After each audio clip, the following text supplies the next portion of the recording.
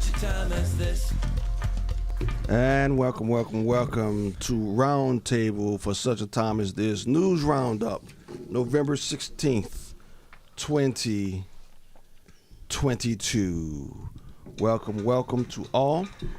Do ask that you give me a thumbs up in the Rumble rants or in the chats, the YouTube chats, or on Facebook. Let us know we're coming through loud and clear. It does seem as though we're coming through loud and clear. We're going to have a roundtable in which we discuss two main things. One, the election and what happened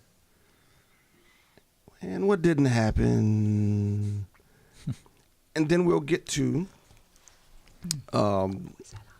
you're hot. And then we'll get to education. But before we go any further, I want to encourage everyone to go to our webpage for such a time as this .today, for such a time as this .today, not .com, not .org, for such a time as this .today. There you can always find our newest material as we continue to get kicked off of Big Brother's platforms. You can always find us there for such a time as this .today. All right.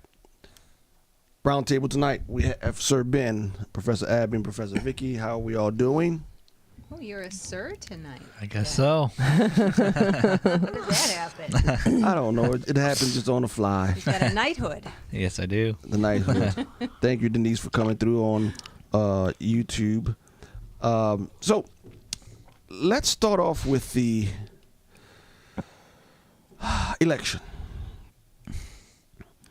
Now, you know you will get dinged if you talk about the election 2020. We don't need to talk about election 2020 no more. We're talking about the election 2022.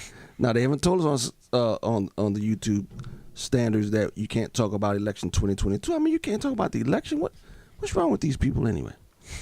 Yeah. So our days on YouTube are numbered. So I would suggest we're going to focus on Twitter, since it seems like that's a free platform once again. And we're going to focus on Spotify. Spotify now has video you can actually load. So if you put in FSTT, we actually pop up really soon because it doesn't seem as though they're shadow banning us on Spotify. You can listen in your car. You know, it's an app with Joe. We're going to challenge Joe Rogan here in about a year or two. We're going to catch up to him. And so go to Spotify. You can always catch us. We're actually having exponential growth in the last few months here. I didn't realize it. So go to Spotify. They're not shadow banning us. And go to Twitter. We'll see what happens with that. And also Instagram. Go to those three platforms so far. It seems like they're not shadow banning us.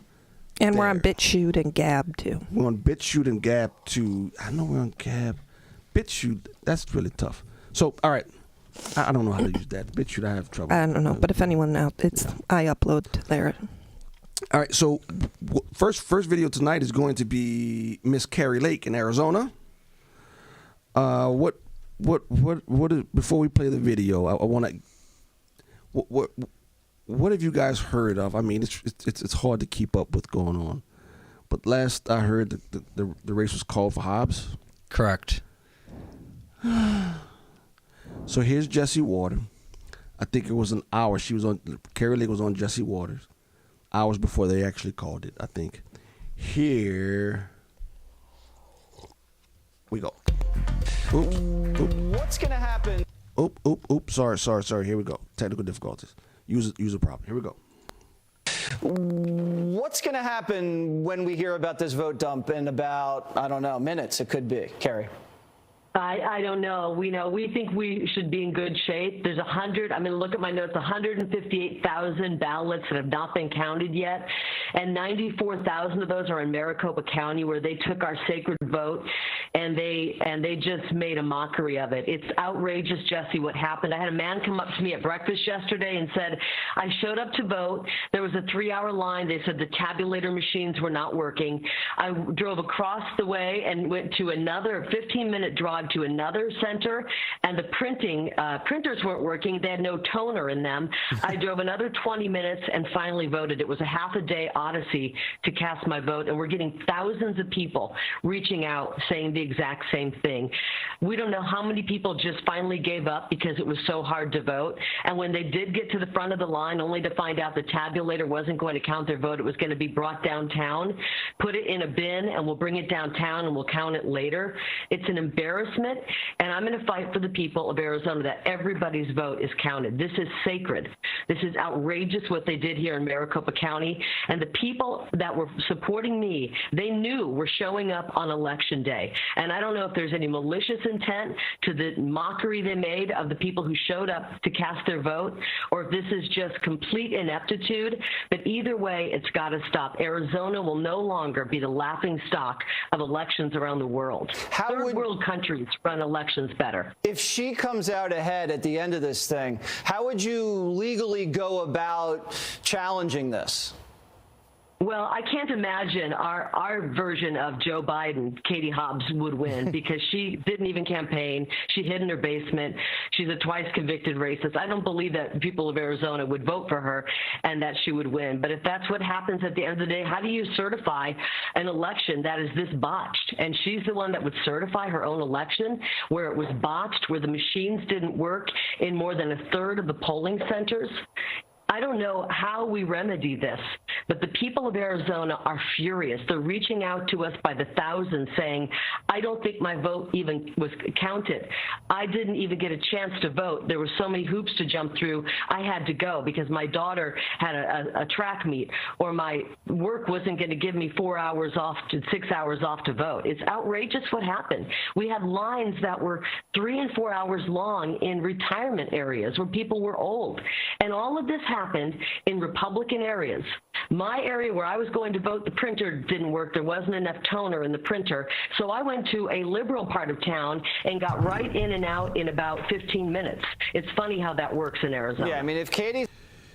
You can't imagine Katie Hobbs winning? Did she really say that? Yes, she did. Or certifying her own vote. How do you... What planet? I like Carrie Lake. What planet are you living on, Carrie? Yeah. I can very well imagine Katie Hobbs winning, just like I imagine John Fetterman winning. In quotes, you mean? In quotes, yes.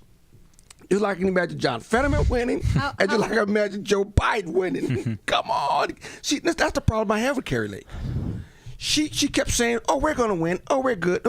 They're cooking the books. Yeah. And you still say you think you got a good chance of winning? Okay.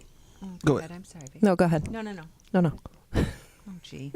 I was just going to say, why didn't Hobbs have to step down as Secretary of State in order to run? That was a Because loophole how do in the you law. Absolutely. certify your own election? Yeah. There wasn't that's the first thing. toner That's in the the first machine. Right. How are you in charge Toners. of the election? What? Toners. Yeah. Right. Our election process in here in Cook County and apparently in Maricopa County is so behind the times. It is, and just so I don't think incompetent. I Well, don't think they're incompetent at all. by design. Systematic. They're Yeah. very competent. They're very competent in stealing elections. Yeah. Here's a tweet that I thought was perfect by Scott Adams. One way to build confidence in the American voting system would be to not run elections in a fashion that looks exactly like fraud. I don't know how even, you can call us election deniers, whatever, but how can anybody have confidence in how Arizona runs their elections? But Carrie Lake played it wrong. She played it wrong. Tuesday night when they stopped the voting, she should have said they did the exact same thing 2 years ago. They're stopping the voting. How in the heck can Florida get it done in one night? How the heck can New York get it done in one night? Texas, California, they can all get it done in one night, but one county, not all of Arizona, one county. Yep. Takes 10 days. It's From indefensible. day one, she should have said they're stealing it. They're stealing the election. Yes. But this positive, oh, we're going to win. We're going to win. She looked naive. Well, in She some looked respects, naive she to is, me. right? She's never run for office before. She's never been through Me this neither, before. Vicki. But I know they were stealing it on Tuesday night when they stopped counting, just like I knew they were stealing it. Or at least, yeah, they made it when they stopped counting. Yeah, they made it very, very difficult for people to vote. Talk about, Yeah. Disenfranchisement. Thank you. Yeah. Yeah. Toner. Toner. Right. I mean, the machines that are used here in Cook County, first time I worked as a judge, I couldn't believe it. And we had to set up the machines the night before. I thought I went back in time 40 years. Yeah. Like, this is 2022. Yeah, why can Florida and other places have machines that work? It's just, I don't think the people on our side recognizes what's going on. I tell you who do recognize what's going on. Venezuelans, the Chinese that are here, Yeah. the Eastern Europeans that are here, the Cubans. Absolutely. They know exactly what's going on. The South Americans, and I tell you who else knows what's going on. The Brazilians. They know exactly what's going on. They knew when Carrie Lake was sitting up there saying, "I feel very confident we're going to win." They were looking at her, shaking their heads at her, saying, "Oh dear, you don't understand. You don't understand how these people operate." And how could she have that mindset when even in the presidential election the same thing occurred? I mean, they never changed. Not to my knowledge, did they change anything with their voting process? No. I think Arizona may have changed some stuff. Well, it didn't work in this case. it did work. That's why they had to stop counting again. You know what I mean? Yeah. Stop filling out the ballots again. But you know what? You're never ever going to stop this until you get enough courage to say one day voting. Right. Stop the mail-in ballots. Stop this counting stuff days and days afterwards. Fine, if you want to do mail-in ballots for certain people, fine, do it. But you know what? No more mail-in ballots coming after Election Day. I think that's what Florida does, right? I mean, it has to be in by Tuesday, and then you count it. There's no more stuff coming in days later. Right. As bad as the post office may be, if you mail something while you're in the county, it don't take 8 days to get there. Right. Cook County takes them 2 weeks after. They 2 weeks count, after. They What? they 2 count weeks them. after. That's ridiculous. Because you're supposed to mail it in, at least the postmark's supposed to be on Tuesday. Right. Now, as bad as the post office is, it don't take 2 weeks No. to deliver mail. It sure did on that North Cook News. Well, that Both was, of them came that- yeah. after. Yes. Oh, my dog. Abby's talking about a newspaper that's conservative that they put on the floor of the post office until the election Delivered was it over, 3 weeks yeah, 2 later. weeks Yes. later, yeah. And the Chris Voss, we had a local candidate here for state rep. Yeah, his thing came yesterday. So we just, And my daughter got her ballot yesterday at college. Oh my goodness. you know what? We just have to be honest with people. Christians, we're supposed to be people that are honest. This ain't hard. We've got to stop pretending like things aren't going on. Because you know what? If we keep doing this, this is where we're going to be forced. People in Brazil are forced to do this in order to try to keep their republic.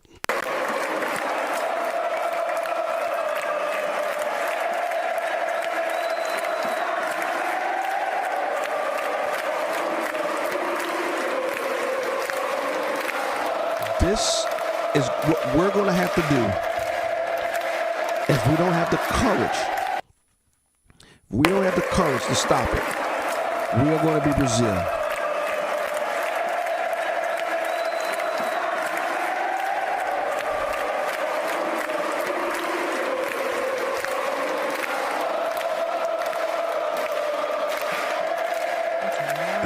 That is unbelievable. I don't think the other guy won that election. No. No. Bolsonaro still has not conceded, and I don't think he is.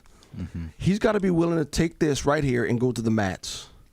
Whatever it takes, he cannot turn power over to the ex-felon who clearly did not win that election. Yeah. Right. And if Carrie Lakes folds and goes quietly into the night, that's going to be very disappointing. That's going to be very, Very disappointing. Kind of like Dr. Oz. He conceded right away. He conceded right away. He folded easily. That is so disappointing. And it's disappointing. It's disappointing when Republicans don't fight. They're not willing to fight. Mm-hmm. They're not willing to fight. Right. Even when Democrats lose fair and square, they never go quietly into the night. No, they never do. They never do. Even when they lose. So I think we just have to be honest where we are in our culture, in our time in history. And I agree with Daniel Horowitz. You're not going to be able to vote your way out of this one, America. You've got to stand up to bullies who are willing to do anything to keep power. Yeah. And where that leads us is not a good place. No, not good at all. But it's a good segue. Yes, it's a Speaking good segue. of bullies. Speaking of bullies, take it away, Vicki. She's got the other portion. We're going to talk about the war on parents' rights. We saw this last Thursday, those of us who were at the local school board meeting. There was a room full of parents pleaded with our local school board to not adopt explicit sex ed standards. We're the only state in the country that have adopted these so-called national sex ed standards that we've talked about before. But there is an opt-out for local school districts. And over the last year, only 3% of the school districts in Illinois have adopted. So last Thursday, our local high school district had this on the agenda. Hundreds of emails poured in to them, 90% begging them not to adopt it. We had over 2 hours of in-person public comment at the meeting. Again, 90% against it. And they still voted 5-2. So, and interestingly enough, no surprise to those of us in this room, the 5 who supported the pornographic sex ed were supported by the teachers union during their last campaign. So... It's just a coincidence. Yeah, just a coincidence. So they were it's not even, they didn't do anything to allay the parents' genuine concerns. They were just it's like there were just two different conversations going on in the room. They were just so arrogant and dismissive and condescending to us. I really don't know why those 5 ever thought running for a school board was a good idea, but it's just so much, they just have no respect or care for parents. So speaking of teachers unions, this week the National Education Association, which we all know is the largest labor union in the United States, represents public school teachers and other personnel. They tweeted, and they've been getting blasted on Twitter for tweeting a few days ago something astonishing even for them. So we're going to watch our first clip here. I can't imagine if it's astonishing for them because they're astonishing all the time. Here we go. Parents up in arms. The top teachers, a bold new claim from the National Education Association has parents up in arms. The top teachers union now on the defensive after tweeting, quote, educators love their students and know better than anyone what they need to learn and to thrive. Nicole Neal is the founder and president of Parents Defending Education. Nicole, they know better than anyone, the teachers union? Right. They know better than anybody how to spend money on Democratic candidates and undermine American education, but certainly not how to let children learn and thrive. So really an astonishing claim by them. 4 Pinocchios. Yeah, they tried to walk it back, but didn't the NEA and all teachers union, throughout the course of the pandemic, really show what they think of parents? Absolutely. Well, we know, thanks to FOIAs, that they worked hand in glove with the CDC to keep schools closed. But let's think about some of the actual words from them. The head of the Los Angeles Teachers Union said, our babies learned resilience, and there's no such thing as learning loss. The head of the Chicago Teachers Union said that the push to reopen schools was rooted in racism, sexism, and misogyny. And so, yeah, that's exactly how they feel about us as parents, as consumers, as partners in education. We're there to be seen but not heard, and certainly not have a voice in this process. Yeah, after locking down our kids, destroying their mental health, untold learning loss, where do these teachers unions come off actually thinking that we care what they think? think, part of it is that they don't care what we think, right? And that's why we've seen 99% of their donations go to Democrats. I mean, over the summer, this past summer, they voted at their annual meeting to create an enemies list of anybody who opposed the radical gender activism. Last year, they voted to create an enemies list about parents who opposed critical race theory being taught to their children. They don't care what we think because they have their own agenda. And I think the sooner the American people realize this union is not in it for us or our children, they're in it for their money and their power, the better off we will be. Fascinating exchange here between the former U.S. Secretary of Education, Betsy DeVos, responding to the tweet saying, quote, "You misspelled parents," obviously in relation to the fact that they were talking about themselves. In response to DeVos, the NEA says, quote, "Together, families and educators are an essential team for advocating for the resources and opportunities all students need. Out-of-touch billionaires, however, are not." Obviously, that last line a dig at her financial might. Doesn't it, though, just point out how thin-skinned these unions really are when they get called out? Absolutely. They are trying to gaslight the American people about their role in lockdowns, about their role in learning loss. We have seen from those NAEP scores that came out recently how American children fell off a cliff during COVID. And let's be honest, achievement, proficiency in America was not good before that, despite the fact that the amount of money we have spent on American education has gone through the roof. They have had more money than ever. And now their solution to making up all these problems that our students have is give us more money and trust us this time. This is like Lucy trying to pull the football away from Charlie Brown. When will we figure out that these are not the people who we need to trust? Families know best. Families should decide where their children go and how that money is spent, and the teachers' unions need to be cut out of this process entirely. Yeah. Well said. Yeah. I mean, it's just incredible. So, other, I thought Betsy DeVos's reaction was good. Some other reactions from a teacher said, "As a teacher, I so wish you would stop saying stuff like this. It makes our profession look so bad. Parents are a massive part of this equation." It makes our profession look so bad. That train has left the station. Yeah. Yep. And then another person said, "I work with talented and dedicated educators every day, but we can only be successful in fulfilling our mission if we work in partnership with parents." That was a superintendent from New York. And he said, "NEA saying that we know better than parents who entrust us to educate their kids for 6 hours a day is a terrible message." From a terrible organization. Yeah, it's a terrible organization. And I would say teachers, again, in the deep woods of North and South Dakota don't believe this, and in Texas and in different Alabama they don't believe this, but the national organization, those seem to be those from New York and California and Illinois who are the heads of these organizations. This is what they believe. But I have to say, though, that I think at least in urban areas, including our own, a lot of teachers are among the most morally misguided people on the planet. Yeah. No, I'm not kidding. That's not. I mean, maybe it's different in rural areas in red states. Yes, that's what I'm saying. Mm-hmm. But here, they truly have drunk every drop of the Kool-Aid. Yeah. Most of them. And they don't even realize the harm they do. And they're brainwashed. You're assuming, right. Abby. You're assuming. I think people are more evil than you give them credit for. I don't understand, and maybe I'm wrong. I do think they're brainwashed. Yes. Yeah, they're brainwashed, of course, but I don't think they're as ignorant as most people think they are. I think they're just evil. It's evil when you have to lie. Here's my thing: when you have to lie and connive and tell half truths to get your agenda out there. So let me give you an example. So when we sit up there and we want to know, when we find out that there are pornographic books in grammar schools, right? Mm-hmm. And we want to know. And there are. No, they are. In our grammar schools. In our grammar schools.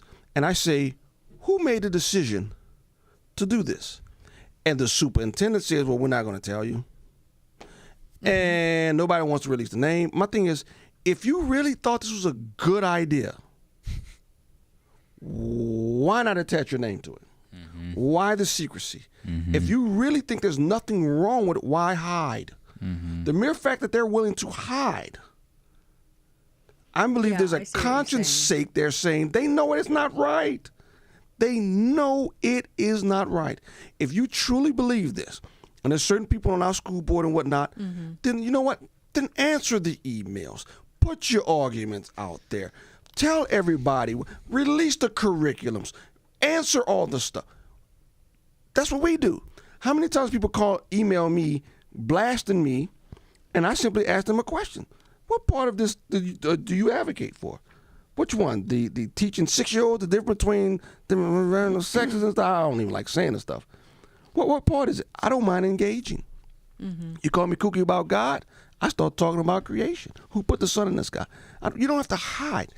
They don't do that.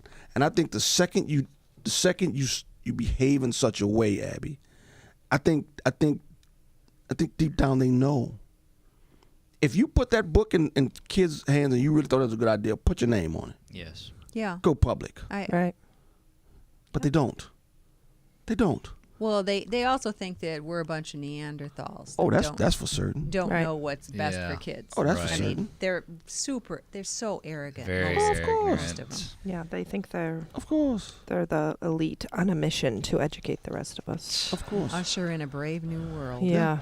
Yeah. So moving on to Republican Senator, U.S. Senator Tim Scott of South Carolina, he had a good tweet that we're going to show you here on the screen. And if you're just listening, we'll read it. So he says, "We are putting parents back in charge of their kids' education." What a novel idea. Yeah.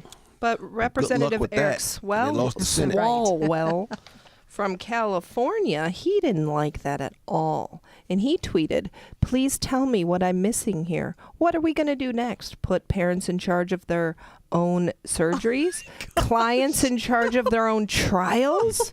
Are you When did we serious? stop trusting experts?" You're joking, right? This is so stupid. No, that's what Swalwell tweeted. He actually tweeted it. It's right there on the Look, screen. it's in your sheet. It's Oh, on I didn't realize that was on top. Yeah, it's on the top. Wow. Yes. Oh my. Yeah. And He doesn't realize how stupid that sounds. and a lawyer and legal analyst Oh my goodness. said the following: "I wanted to let you know that clients actually are in charge of their trial. Yes. After all, it's their butts." He used a different word. "On the line. The major decisions are theirs and theirs alone.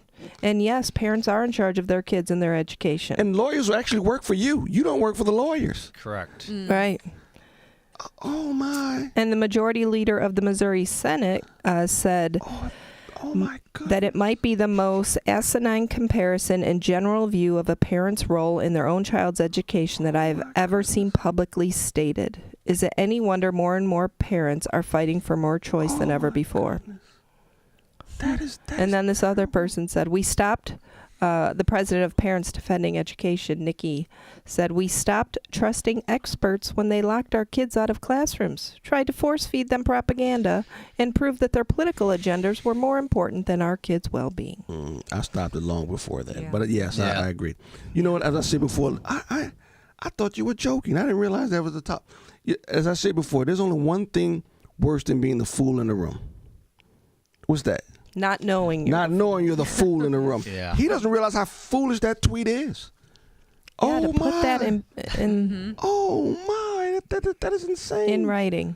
And he put it in writing. Mm-hmm. Oh, Because he's proud of it. And that's why. the fool is proud of a lot of things he shouldn't be proud of. Exactly. Yeah.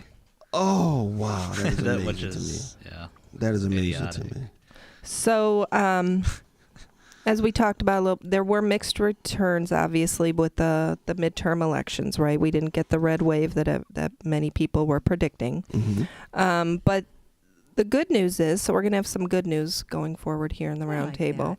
There were notable conservative gains at one level of local government in some states, and that was school boards. Now, here in Illinois, at least I assume it's all I just know in Cook County, our school board elections are in the spring. We don't do them in November. But other states do. And in Florida, all 6 school board candidates who were endorsed by Governor Ron DeSantis won their midterm election races. And school board candidates who were backed by parental rights groups saw overwhelming victories Tuesday. Is this all in Florida? Florida, Oh, everything happened Maryland, in Florida. Indiana, and Michigan. Oh. Yeah. Guess So they there's a didn't- group. Guess Go they didn't ahead. have time to steal those elections, but go ahead. Yeah. So, Moms for Liberty, which I know Abby's been to one of their events here in another town. Yeah. Good group. Yeah. They seem to be anyway. Yeah. It's a group. They seek to unite parents who are ready to fight those that stand in the way of liberty.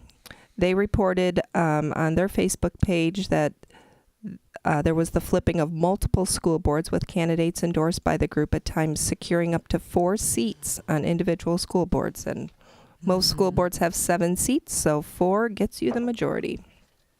Oh, we can dream. Yeah, we can dream. That would be so sweet. Usually I'm frustrated that our school board elections are in an off year because there's so little turnout, and I probably still, but I guess I'm hoping that we can turn that around this time because our results here were so dismal in our local area that it's got to turn around in the spring. Our chapters, according to Moms for Liberty, have been working hard vetting school board candidates, and the group said they endorsed over 500 school board candidates across 15 states on the November 8th ballot. So yeah, this was South Carolina, New Jersey, North Carolina, and Florida. Now, another group that I just heard about in the last week is called the 1776 Project PAC. So it's the first national super PAC dedicated to school board elections. They are committed to abolishing critical race theory from the public school curriculum. They're going to be campaigning and have already on behalf of school board candidates that vow to overturn any teaching of the 1619 Project or critical race theory in their school districts. They will support any type of education reform that promotes a patriotic vision of America and its history. So we have a clip from the founder of this PAC. The 1776 group is 1776 Project is a political action committee designed to help school boards, communities, elect sane people to run their schools. Ryan Grodusky is the president of it. We're happy to have him on now. Ryan, thanks so much for coming on. Tell us what you're doing. Thank you. It seems important. So the 1776 Project PAC, and it's found on 1776projectpac.com, is a super PAC that anyone can donate to from around the country. And over the course of this year and hopefully next year, we will be donating and campaigning on behalf of school board candidates who oppose critical race theory being taught in schools and will be able to use their position as a school board member to buy textbooks that are patriotic and that tell a reasonable and realistic a version of American history, that will be able to push for superintendents that counter principals and teachers who are activists, and work to kind of make education sane again for young children. It's funny. So you're basically counterbalancing or trying to what George Soros has been doing for 30 years, influencing local elections, and someone's finally doing it back. Thank heaven. Are you getting a good response? Yeah, so I started 2 weeks ago. Over 700 people have donated. I've gotten thousands of emails from both candidates and just parents who have said, this is what's happening in my school, and I don't know what to do, and I don't know what to do, how to fight back, or they're said, how do I find out what's being active in my school? I think this kind of dialogue with parents is very, very important. Look, this is enormously unpopular. They don't want this radical approach to education being pushed. They don't want this racist approach. Critical race theory is state-sanctioned racism. There's no other word for it. It is against many, many different variety of children for many, many different reasons. And I think that it is important that we're doing this to sit there and fight back. So there are elections already being held where we've seen, anti-critical race theory school board candidates winning. And I hope that, I could do my part. If these are not very expensive elections to run in, they're nonpartisan most of the time. I think that we can really go far and do a lot with very little. And, it's amazing that with all the money in conservative Inc. and conservative groups that it took a kid from Queens to sit there and do this, but I'm really proud to, and I hope that we change the way education is being done. Yeah, so that's great news. I hope he's got help because, those emails have been pouring in, and I'm sure they're going to continue to. So on their Twitter page, they said that in Texas, one of the school districts, Frisco, Texas, voted yesterday to make students only use the bathroom or locker room of their biological sex. What an idea. Love it. And that last year, they supported 2 candidates that were elected to that board. They tweeted on November 8th that all of their candidates in Brandywine, Michigan have won their election. And they flipped the Brandywine School Board from liberal to conservative. Should we reach out to them? Because we are the largest high school And very blue somebody's state. already on that. I Pastor. got it. Not a member of our church, but somebody outside the church is reaching out to him. Gotcha. On November 4th, MSNBC, according to, they talked about them even, said the 1776 Project has spent nearly $3 million across the U.S. on school board races. All that money being raised, about half of it coming from donations less than $200. Truly reflective of a grassroots movement. So a lot of times when people hear super PAC, they think there's a millionaire, a billionaire behind it, but Usually there's not. This is purely grassroots. Good. This guy from Queens. Wow. So God bless him. And yes, please return my friend's email and help us. All right, so now we've got an interesting clip I came across with some more good news that there are other people like us out there. I refuse to take part in a society of people self-declaring themselves as the opposite gender, and I also refuse to sit back and go along with a nation's leader declaring himself as a Catholic yet making moral decisions that don't align. Because we live in a time where if one feels good about something, then that one is right. That's what we're basing morality on now. So Dylan, who thinks he's a girl but is actually a walking mockery, Mulvaney, and Joe, who says he's a Catholic but doesn't stay true to his Catholic beliefs, Biden, have come together to talk gender-affirming care. Well, gender-affirming care is just affirming mental illness and body dysmorphia. It's not normal to reconstruct the body God gave you. You would think a devout Catholic would be crystal clear on something so serious, but unfortunately Biden only uses his Catholic beliefs to cater to certain voters and then dumps it when it's inconvenient, which is why we are in a constant battle to protect children from either being killed in the womb or being pushed to transition into something they realistically are not. We're literally fueling mental illness in this country, and I refuse to be a part of it. My question is, when I first heard this, what do you mean you refuse? I agree with you. She's like us. She's refusing. We're not buying into it, and we're fighting. We're pushing back. Okay. That's how I took it anyway. Okay. I thought it was a good little video. Yes, it is. And if more young people, I don't know how old she is, but she looks pretty young. Yeah. She does. Yeah. Wow. So She's telling it like it is. yeah, she is. Yeah. Yeah. So, all right. So then, what? You're not convinced, Pastor James? No, I don't know if I'm not saying I'm not convinced. When you say you refuse, to what lengths are you going to refuse? Is my question. I just looking at history, what Marxists have done to other countries. My concern, and I think this is the way it's going to have to go, is that it's going to be more about just words. It's going to be more than words. I mean, there has to be some serious resisting. Right. You know, for sure. So I feel like just one comment, like that lady is such a unicorn in our generation. Like I think I saw from 18 to 31 or the ages voted 60-70% Democrat, and that's really scary. That how is that possible? 60-70% of my generation. I mean, by the time the older generation goes, you're not that smart, Ben. You're not that smart. That the whole generation will be communist. Yeah, that's crazy. Yeah, basically, yeah. Yeah. And no, I support everything that she says. I wish that there'd be more bold people like her. Exactly. But unfortunately, we're in the minority. Yeah. I think it's a good example of groupthink, which is a psychological phenomenon that occurs within a group of people in which the desires for harmony or conformity in the group results in an irrational or dysfunctional decision-making outcome. Well, and that is being taught, literally taught in school. Yeah. It's called social emotional learning. Absolutely. Yep. Yep.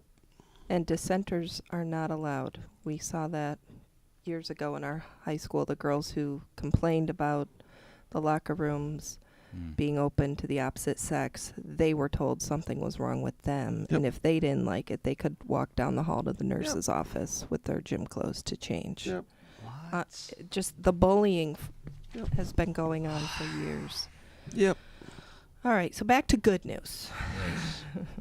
So a couple weeks ago, well, on October 21st, actually, to be specific, there was a rally to end child mutilation in downtown Nashville. This happened 1 month after Matt Walsh from the Daily Wire sounded the alarm on Vanderbilt University Medical Center their profit-driven zeal for so-called gender-affirming health care. So thousands of concerned citizens gathered at the War Memorial Plaza in downtown Nashville on October 21st, and they had this huge rally. So we're going to watch a little clip from that here. I want to thank especially all of you for coming out here today to show your support for this cause.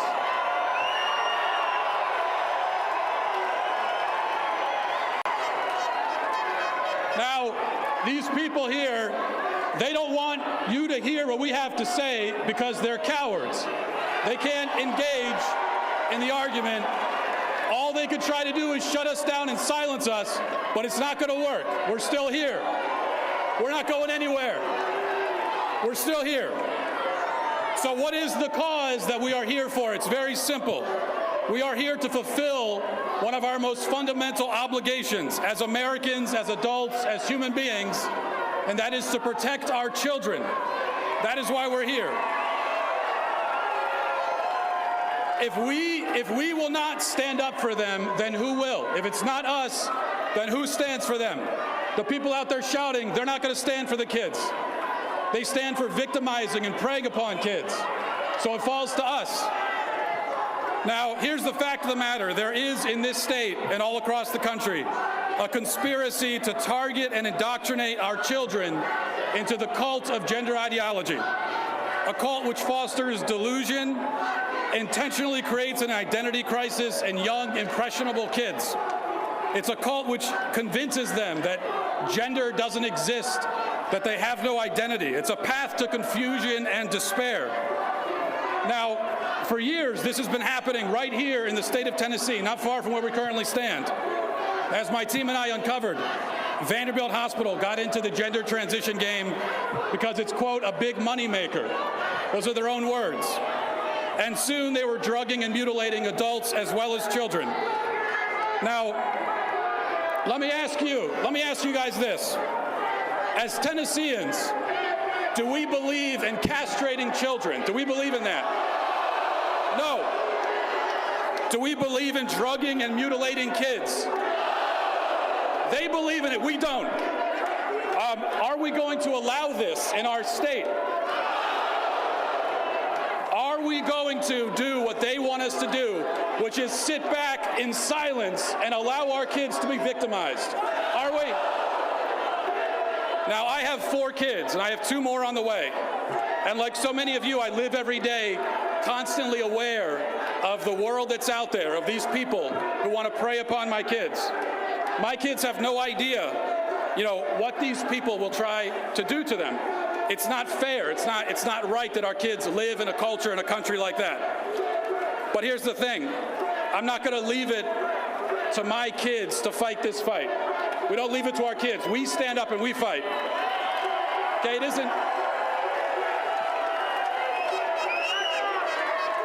isn't our kids' battle, it's ours. And we're not just fighting to protect our kids from mutilation in the name of gender transition. We're fighting that, but at an even deeper level. We are fighting for truth. That's what we stand for. We stand for absolute truth. That's what we stand for right there. And that brings me to one final point that I need to make. The other side, the side that supports mutilating and drugging kids, they know they have no argument, they have nothing they can say, so they lie. And one of the most ridiculous lies that they tell is that they want to affirm kids. They're not affirming the child, they're affirming confusion. They're affirming despair. That's what they're affirming. Gotta agree. He covered it all. Yep. So, yeah, there were a lot of people there. Besides Matt Walsh, it was Senator Marsha Blackburn. Tulsi Gabbard was there. There was somebody from ADF was there. Oh, Chloe Cole was there. Chloe, remember when we talked about Chloe Cole, the detransitioner? She filed a lawsuit. Right, this week, wasn't it? Or very recently, I worked with the insane population for many, many years. You know what the problem with the insane people are? They don't know they're insane. Right. That's what makes them insane. And the rule 1 was what? Don't reinforce the never reinforce delusion. Yeah. That was 20 years ago, Vicki. I think it's changed. Still true. Yeah, it should be true. And that's what's so hard.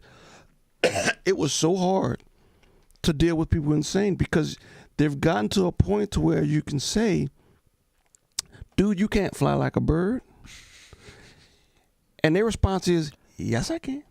You wasn't there when I did it. Well, do it now. I can't do it all the time. But I did it. I can do it. I can do it. I did it. You can't reason with them. No. You can't reason with them. And I think, look, people who think it's okay to mutilate kids, I don't think you can be sane and do that. It's one thing to be confused. I'm not talking about people who are confused in their gender identity, because if you were, different people come back, different people grow up in different situations. I get it. And they're confused. But those who advocate, push, proud, and champion mutilating kids, boy, that takes I think you have to absolutely destroy your God-given conscience to do that. Yeah. And Vanderbilt, they were caught on video saying how much money they would make from it. Yeah. It was a telling moment. And Planned Parenthood, too. Mm-hmm. I mean, they've got the hormone therapy. Yeah. This is a business decision. Yep. Yeah, it's a for them. multi-million-dollar industry preying on children whose brains are years away from being fully developed. There is a war on children. Yep.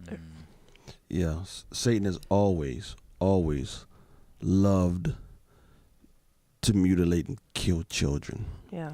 Child sacrifices will go way, way back in the Bible. Way, way back. So yeah, we need to fix our elections process. Yeah. We need to fix our schools who are pushing this very dangerous, harmful ideology. Yeah. I think those are two very, very important things that need to be done. Yeah.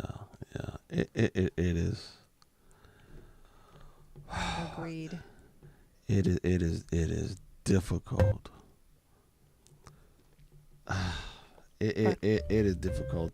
It is, but it's good to know there's all these people who are fighting like we are, all across the country.